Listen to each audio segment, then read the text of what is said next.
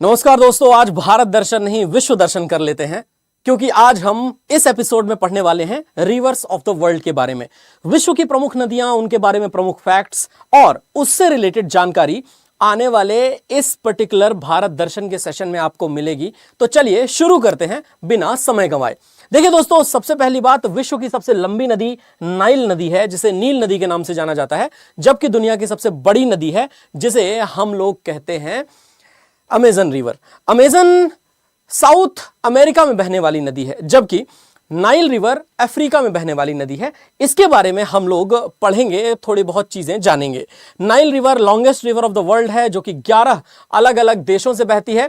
और वहीं अगर आप देखें, नील नदी ये दुनिया की सबसे लंबी नदी, इसका उद्गम एक जगह से नहीं होता।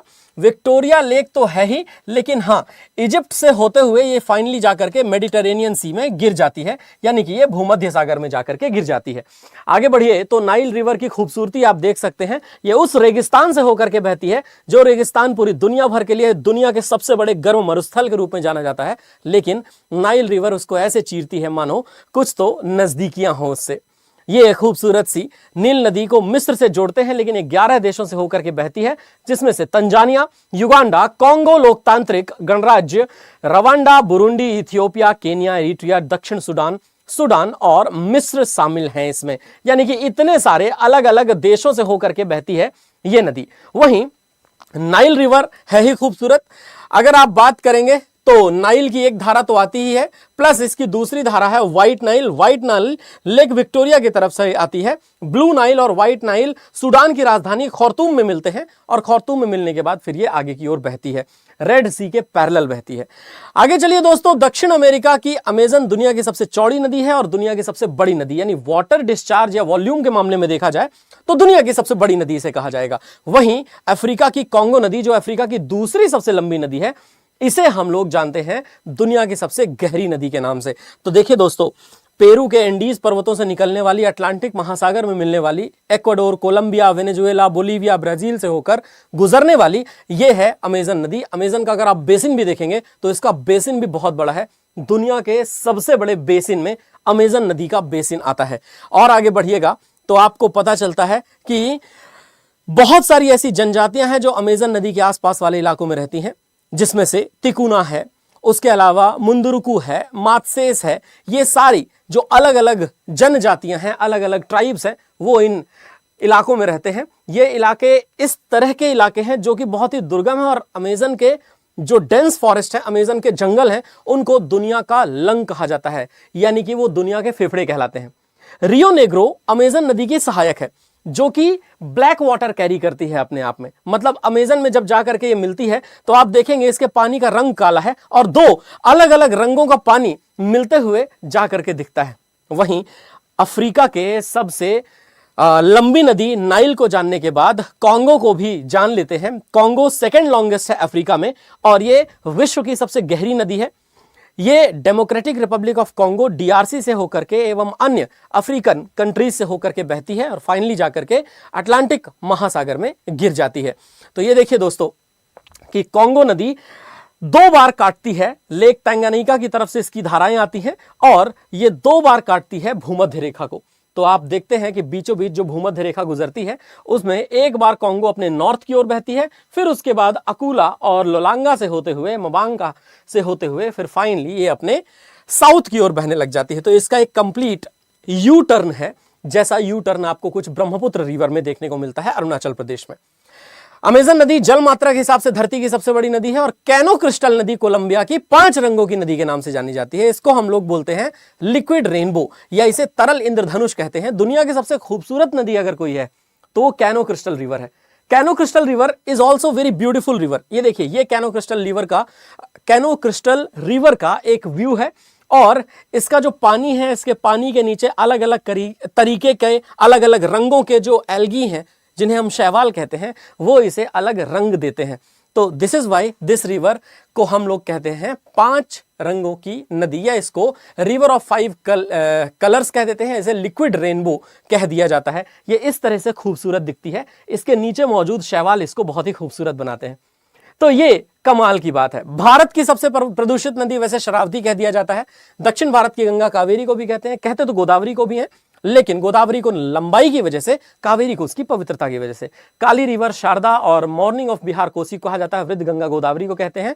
ये जानते हुए अब आइए हम मेकोंग नदी, जिसे जल की माता कहा जाता है, दुनिया की सबसे लंबी और सबसे बड़ी नदियों में से एक है, जो China, Myanmar, Laos, Thailand, Cambodia और वियतनाम वगैरह से होकर के बहती है।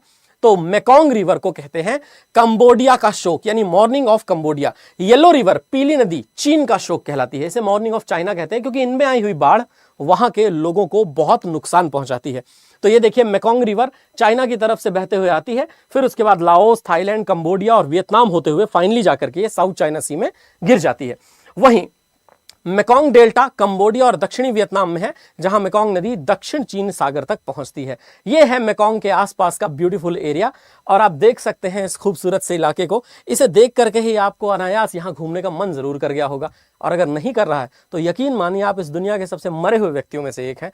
अगर आपका घूमने का भी मन ना करे तो सोचो दोस्तों कि आप कितने ज्यादा खत्म हैं अंदर से। हर वो व्यक्ति जो इस दुनिया में पैदा हुआ है वो घूमना जरूर चाहता है, कहानियां जरूर सुनना चाहता है। तो चलो फिर क्वेश्चन आंसर्स करते हैं। टाइग्रिस नदी के किनारे कौन सा शहर बसा हुआ है? टाइग्रिस नदी के किनारे जो शहर बसा हुआ है वो है इराक की राजधानी, जिसे कहा जाता है बगदाद। तो बगदाद के बारे में याद रखिए, this is on the bank of the Tigris river. आगे और बढ़ते हैं, तो आगे बढ़ करके क्वेश्चन आता है अस्वान यानी मिस्र, ये कौन सी नदी के किनारे पर बसा हुआ है? तो अस्वान यानी कि मिस्र, ये नील नदी के किनारे पर बसा हुआ, और इसके बारे में हमने चर्चा की हुई है। आगे चलते हैं, रोम इटली कौन सी नदी के किनारे बसा हुआ है? स्वान, नाइल, टाइबर या टाइग्रिस? और इसका सही आंसर है टाइबर नदी के किनारे पर यह बसा हुआ है।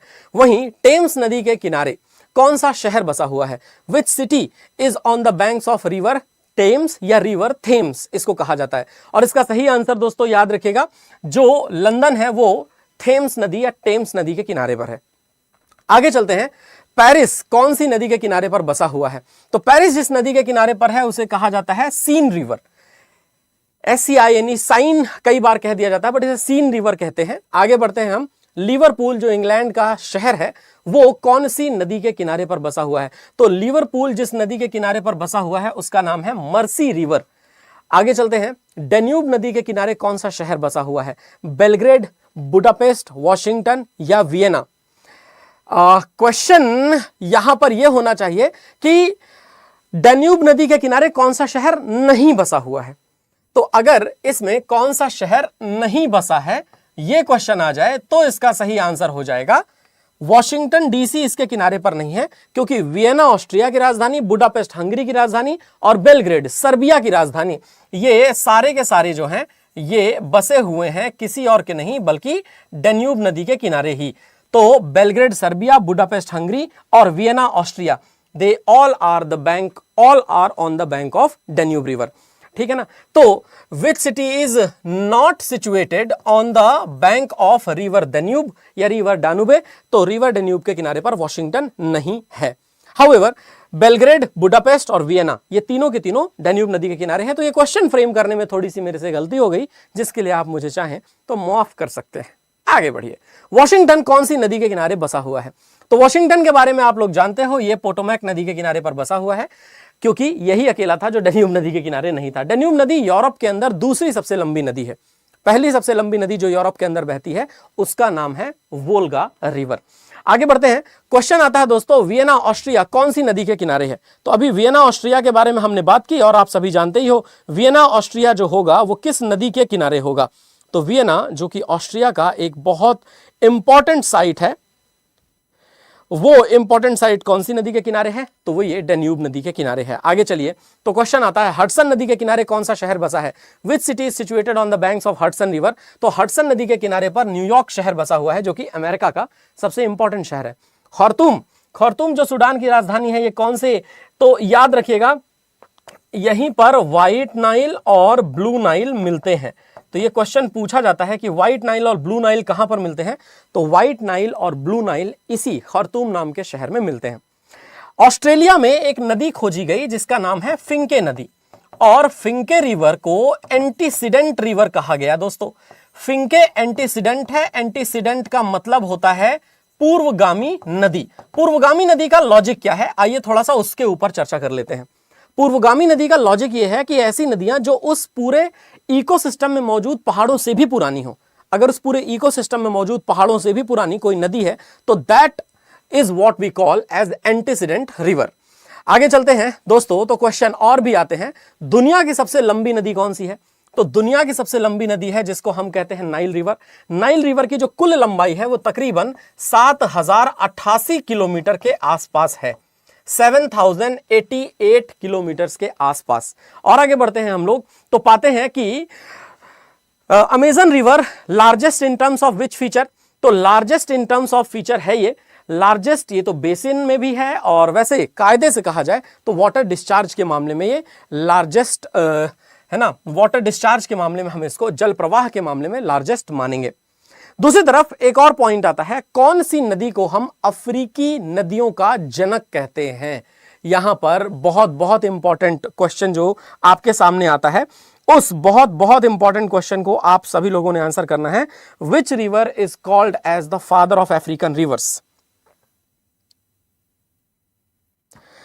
किस रिवर को फादर ऑफ अफ्रीकन रिवर्स कहते हैं? तो देखो दोस्तों, फिर सिंपल सी बात है, ये नाइल रिवर है। नाइल रिवर को फादर ऑफ अफ्रीकन रिवर कहते हैं। अच्छा, मैंने आपको जो ये डेटा दिया ना 7088 किलोमीटर का, this is the updated data.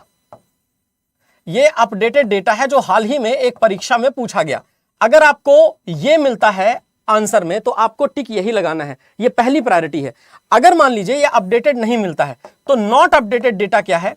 Not updated जो डेटा है, नॉट अपडेटेड डेटा है 6640 किलोमीटर, और 6640 किलोमीटर अगर ऑप्शन में है तो ये आपकी दूसरी प्रायोरिटी है। यानी कि अगर आपके पास 7088 और 6640 दोनों ऑप्शन में होंगे तब भी आप 7088 को ही टिक मारिएगा। यानी आपकी पहली प्रायोरिटी 7088 ही होनी चाहिए, दूसरी प्रायोरिटी आपकी 6640। अगर ऑप्शन में 7088 नहीं है तो 6640 आंसर होगा, और अगर ऑप्शन में 7088 है तो फिर चाहे 6640 हो ना हो, आंसर तो यही है। Is it clear? अब आगे बढ़ते हैं। क्वेश्चन आता है, कौन सी नदी सबसे अधिक देशों से होकर के गुजरती है? विच रिवर, है ना, ये क्वेश्चन बड़ा ही मजेदार सा है। Which river crosses the most number of countries? कौन सी नदी है ऐसी जो 10 यूरोपियन देशों से होकर के निकलती है? जर्मनी, ऑस्ट्रिया, स्लोवेकिया सभी, है ना, देन उसके अलावा सर्बिया, देन उसके अलावा बुडापेस्ट हंगरी देश से होकर के गुजरती है, इवन रोमानिया से होकर के गुजरती है। तो इसका सही आंसर आप लोगों को याद रखना है। तो डैन्यूब रिवर जो है, डैन्यूब रिवर के बारे में ये कंटेंट याद रखिएगा, यूरोप की दूसरी सबसे लंबी नदी है। तो 2850 किलोमीटर के आसपास बहती है नदी, जर्मनी के आसपास से ओरिजिनेट होती है, ब्रैटिस्लावा, स्लोवेकिया, फिर उसके बाद हंगरी, जर्मनी को टच करते हुए, देन उसके बाद देखिए सर्बिया की राजधानी बेलग्रेड, देन उसके बाद देखिए बुल्गारिया, देन बुल्गारिया के बाद फिर ये रोमानिया होते हुए, ऑफ कोर्स रोमानिया और बुल्गारिया के बीच में बॉर्डर बनाती है, एंड देन जा करके कॉन्स्टेंटा पे ब्लैक सी में मिल जाती है, यानी काला सागर में मिल जाती है। आगे चले तो आगे चल करके दोस्तों, दुनिया की सबसे गहरी नदी कौन सी है, यही आपके लिए बड़ा ही इंपॉर्टेंट पॉइंट बनता है।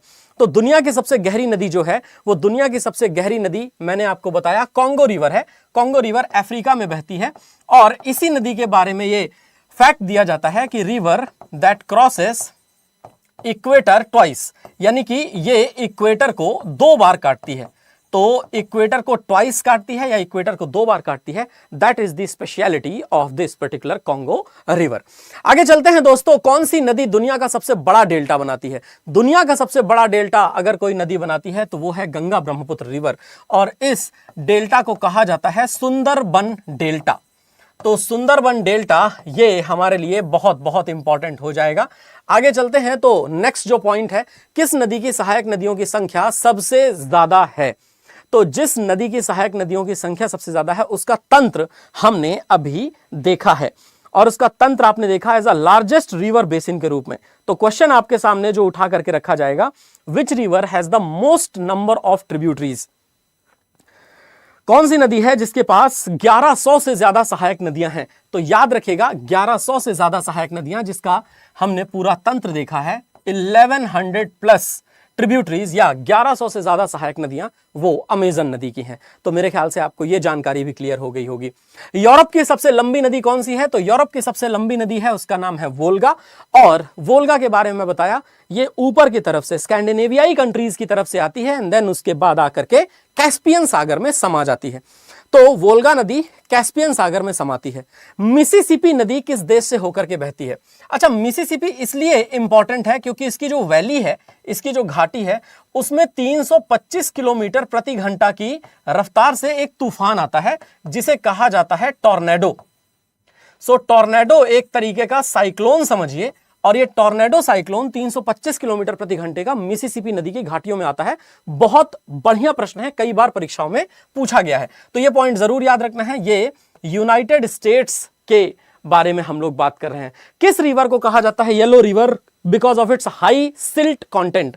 कौन सी नदी उच्च गाद सामग्री के कारण पीली नदी के नाम से जानी जाती है? तो हुआंग हो। इसको क्या कहा जाता है? इसको कहा जाता है चीन का शोक, हुआंग हो नदी। तो चीन का शोक कहिए या इसे आप कहिए सॉरो ऑफ चाइना। सॉरो के लिए एक और शब्द इस्तेमाल किया जाता है, that is morning. It is not morning, it is morning.